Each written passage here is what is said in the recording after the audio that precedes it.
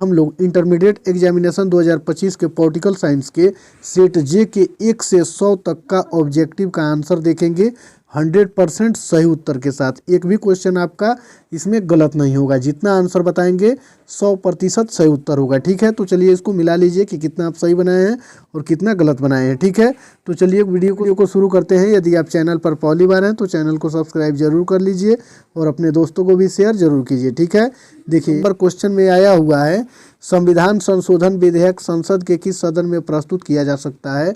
तो एक का सही उत्तर ऑप्शन नंबर सी हो जाएगा, ए और बी दोनों में। इसमें पूछा हुआ था कि संविधान का 106वां संशोधन संबंधित है, तो इसका सही उत्तर ऑप्शन नंबर बी हो जाएगा, महिला आरक्षण से। ठीक है, चलिए फिर 3 नंबर क्वेश्चन को देखेंगे। 3 नंबर क्वेश्चन में दिया हुआ है कि संविधान के किस भाग में केंद्र राज्य संबंध का वर्णन किया गया है? तो 3 का right answer option number C हो जाएगा। ठीक है, भाग 11। चलिए फिर आगे वाला क्वेश्चन हम लोग देखेंगे। क्वेश्चन नंबर 4 में पूछा हुआ था कि सूचना का अधिकार आंदोलन की शुरुआत कहाँ से हुई? इस सूचना का अधिकार आंदोलन की शुरुआत कहाँ से हुई? तो 4 का right answer option number A हो जाएगा, राजस्थान से। फिर 5 नंबर क्वेश्चन को देखेंगे, किस प्रधानमंत्री ने मंडल आयोग की सिफारिशों को लागू किया था? तो 5 का right answer option number A हो जाएगा, वीपी सिंह। ठीक है, चलिए फिर क्वेश्चन को देखेंगे, फरक्का समझौता है, तो इसका right answer option number A हो जाएगा, नदी जल संधि। नंबर क्वेश्चन में है, प्रथम अन्य पिछड़ा वर्ग आयोग का अध्यक्ष कौन था? तो इसका right answer option number C हो जाएगा, काका कालेलकर। चलिए फिर आगे वाला 8 नंबर क्वेश्चन को देखेंगे। 8 नंबर क्वेश्चन में पूछा हुआ है, 8 नंबर क्वेश्चन में भारतीय संसद में महिलाओं के लिए कितने प्रतिशत स्थान आरक्षित करने का निर्णय लिया गया है? तो 8 का right answer option number C हो जाएगा, 33%। फिर 9 नंबर क्वेश्चन को देखेंगे। इसमें दिया हुआ है, वित्त विधेयक को राज्यसभा कितने दिनों तक रोक सकती है? तो 9 का right answer option number C हो जाएगा, 14 दिनों तक। चलिए फिर 10 नंबर क्वेश्चन को देखेंगे। बिहार में पंचायतों में महिलाओं के लिए 50% सीटें आरक्षित कब की गई थी? तो 10 का right answer option number B हो जाएगा, 2006। नंबर क्वेश्चन में है, निम्न में से कौन सा सैन्य गठबंधन पश्चिमी गुट के द्वारा नहीं बनाया गया था? तो 11 का right answer option number B हो जाएगा, ACA2। ठीक है, चलिए फिर आगे वाला क्वेश्चन हम लोग देखेंगे। क्वेश्चन नंबर 12 में दिया हुआ है, नाटो का मतलब क्या है? तो इसका right answer option number A हो जाएगा, नॉर्थ अटलांटिक ट्रीटी ऑर्गेनाइजेशन। चलिए फिर 13 नंबर क्वेश्चन को देखेंगे। इसमें पूछा हुआ था कि वर्साई संधि का मुख्य कार्य क्या था? तो 13 का right answer option number A हो जाएगा, सोवियत संघ को एकजुट रखना। चलिए फिर 14 नंबर क्वेश्चन को देखेंगे। इसमें दिया हुआ है कि निम्न में से कौन सी घटना द्वितीय विश्व युद्ध के बाद की है? तो 14 का right answer option number C हो जाएगा, नाटो की स्थापना। फिर 15 नंबर क्वेश्चन को देखेंगे। इसमें दिया हुआ है कि निम्न में से कौन भारत की विदेश नीति का मुख्य आधार नहीं है? तो 15 का right answer option number D हो जाएगा, अर्थव्यवस्था के उदारीकरण को बढ़ावा देना। चलिए फिर 16 नंबर क्वेश्चन को देखेंगे। पंचशील समझौता में किन 2 देशों ने हस्ताक्षर किए? तो 16 का right answer option number B हो जाएगा, भारत चीन। चलिए फिर 17 नंबर क्वेश्चन में दिया हुआ है, वर्साई पैक्ट किस संगठन के प्रतिकार के रूप में किया गया था? तो इसका सही उत्तर हो जाएगा ऑप्शन नंबर बी, नाटो। चलिए फिर आगे वाला क्वेश्चन हम लोग देखेंगे। 18 नंबर क्वेश्चन में दिया हुआ है, निम्न में से कौन भारत चीन के बीच विवाद का बिंदु नहीं है? तो इसका सही उत्तर हो जाएगा ऑप्शन नंबर बी, गलवान घाटी। चलिए फिर आगे वाला क्वेश्चन हम लोग देखेंगे। क्वेश्चन नंबर 19 में दिया हुआ है, 1977 के आम चुनाव के बाद भारत के प्रधानमंत्री कौन हुए? तो 19 का सही उत्तर ऑप्शन नंबर सी हो जाएगा, मोरारजी देसाई। नंबर क्वेश्चन में दिया हुआ है, योजना आयोग का गठन किस वर्ष किया गया था? तो इसका right answer option number A हो जाएगा, 1950। चलिए फिर आगे वाला क्वेश्चन हम लोग देखेंगे। 21 नंबर क्वेश्चन में दिया हुआ है, सिंधु जल संधि भारत और निम्न में से किस देश के बीच हुई थी? तो 21 का right answer option number A हो जाएगा, पाकिस्तान। फिर 22 नंबर क्वेश्चन को देखेंगे। इसमें दिया हुआ है कि शांति के लिए एकता प्रस्ताव कब पारित हुआ था? तो इसका सही उत्तर हो जाएगा 22 का ऑप्शन नंबर ए, 1945 में। चलिए फिर आगे वाला क्वेश्चन हम लोग देखेंगे। 23 नंबर क्वेश्चन में दिया हुआ है, दक्षिण एशिया का कौन सा देश जातीय संघर्ष का शिकार रहा है? तो इसका सही उत्तर हो जाएगा ऑप्शन नंबर सी, श्रीलंका। फिर 24 नंबर क्वेश्चन को देखेंगे। इसमें दिया हुआ है, सार्क का पहला शिखर सम्मेलन कहाँ हुआ था? तो इसका सही उत्तर ऑप्शन नंबर डी हो जाएगा, ढाका। 25 नंबर क्वेश्चन में दिया हुआ है, भारत ने बांग्लादेश को मान्यता कब दी? तो इसका सही उत्तर ऑप्शन नंबर बी हो जाएगा 6 दिसंबर 1971 को। चलिए फिर 26 नंबर क्वेश्चन को देखेंगे। भारतीय संविधान में कुल कितने मौलिक कर्तव्यों का वर्णन किया गया है? तो 26 का right answer option number D हो जाएगा 11। चलिए फिर आगे वाला क्वेश्चन हम लोग देखेंगे। क्वेश्चन नंबर 27 में दिया हुआ है लोकसभा की अधिकतम सदस्य संख्या कितनी हो सकती है? तो 27 का right answer option number A हो जाएगा 545। नंबर क्वेश्चन में दिया हुआ है संयुक्त राष्ट्र निःशक्तिकरण आयोग कब बना? तो इसका सही उत्तर हो जाएगा ऑप्शन नंबर बी 1952 में। 29 नंबर क्वेश्चन है आसियान को मुक्त व्यापार क्षेत्र बनाने का निर्णय कब लिया गया? तो इसका सही उत्तर ऑप्शन नंबर सी हो जाएगा 2003 में। चलिए फिर 30 नंबर क्वेश्चन को देखेंगे। इसमें दिया हुआ है मानव अधिकार परिषद की स्थापना कब हुई? तो 30 का right answer option number C हो जाएगा वर्ष 2006 में। फिर 31 नंबर क्वेश्चन को देखेंगे। इसमें दिया हुआ है नीति आयोग के वर्तमान अध्यक्ष कौन है? तो इसका सही उत्तर ऑप्शन नंबर सी हो जाएगा नरेंद्र मोदी। चलिए फिर 32 नंबर क्वेश्चन को देखेंगे। इसमें दिया हुआ है कि भारतीय उपमहाद्वीप में सबसे पहले सैनिक शासन किस देश में स्थापित हुआ? तो इसका सही उत्तर हो जाएगा ऑप्शन नंबर ए श्रीलंका।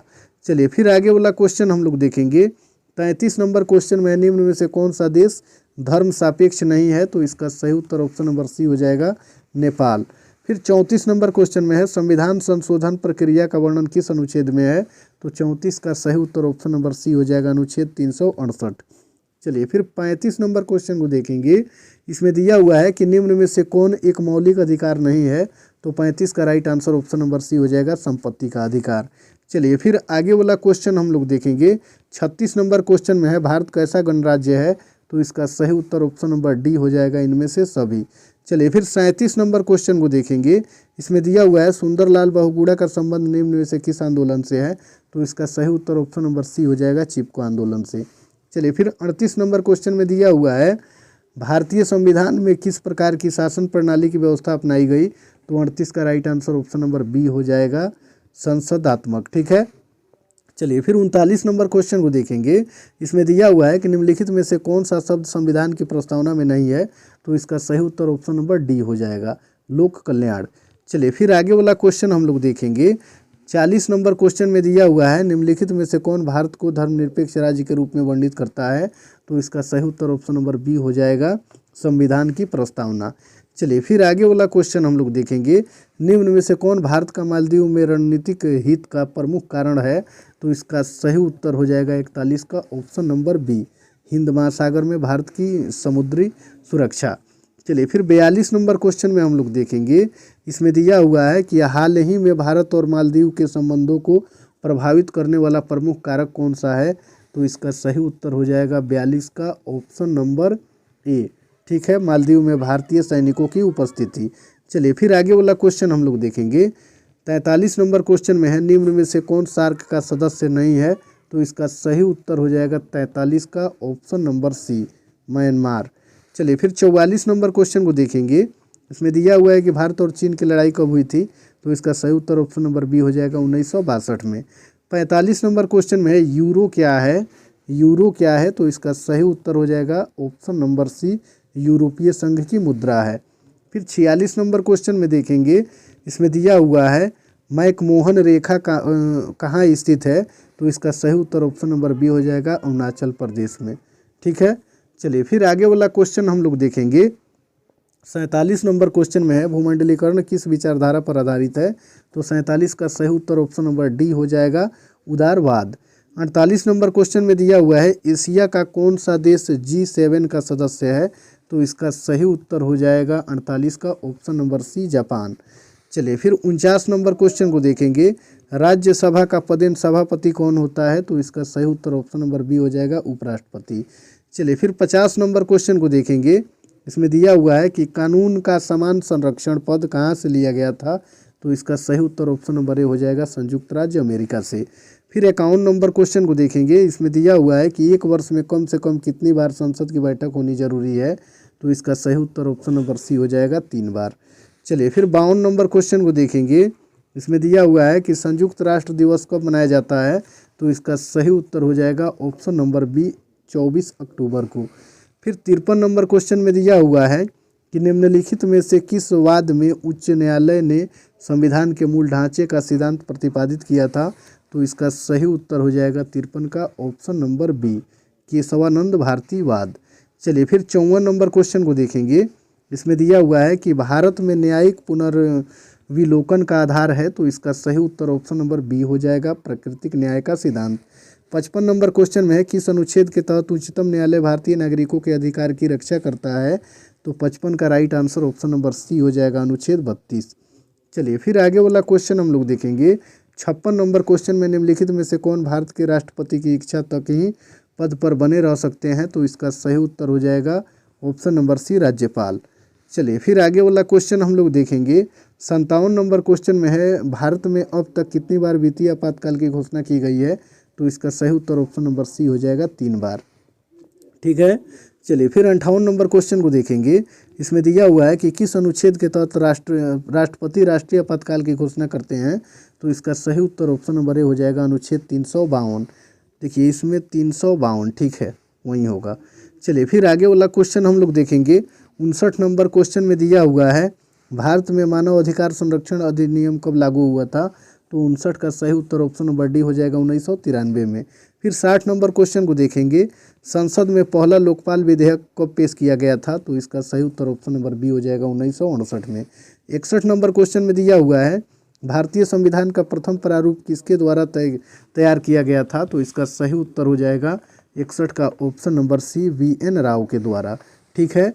चलिए फिर आगे वाला क्वेश्चन हम लोग देखेंगे। चलिए फिर हम लोग 62 नंबर क्वेश्चन को देखेंगे। 62 नंबर क्वेश्चन में दिया हुआ है संविधान के मूल रूप में कितने अनुच्छेद हैं, तो इसका सही उत्तर हो जाएगा 62 का ऑप्शन नंबर बी, 395। क्वेश्चन में दिया हुआ है संविधान निर्मात्री सभा के अध्यक्ष कौन थे, तो 63 का right answer option number A हो जाएगा, doctor Rajendra Prasad. 64 number question में है निम्नलिखित में से कौन राज्य का सबसे महत्वपूर्ण तत्व है, तो इसका सही उत्तर ऑप्शन नंबर सी हो जाएगा, संप्रभुता। चलिए फिर आगे वाला क्वेश्चन हम लोग देखेंगे। 65 नंबर क्वेश्चन में निम्नलिखित में से राष्ट्रपति किसकी नियुक्ति करते हैं, तो इसका सही उत्तर ऑप्शन नंबर ए हो जाएगा, भारत के महान्यायवादी। चलिए फिर आगे वाला क्वेश्चन हम लोग देखेंगे। क्वेश्चन नंबर 66 में दिया हुआ है निम्न में से कौन भारतीय गणतंत्र का प्रमुख है, तो 66 का right answer option number A हो जाएगा, राष्ट्रपति। 67 नंबर क्वेश्चन में दिया हुआ है बिहार में लोकसभा की कितने सीटें हैं, तो 67 का right answer option number A हो जाएगा, 40। फिर 68 नंबर क्वेश्चन को देखेंगे। इसमें दिया हुआ है कि लोकसभा की प्रथम महिला अध्यक्ष कौन थी, तो 68 का राइट आंसर हो जाएगा option number B, Meera Kumar. चलिए फिर 69 नंबर क्वेश्चन को देखेंगे।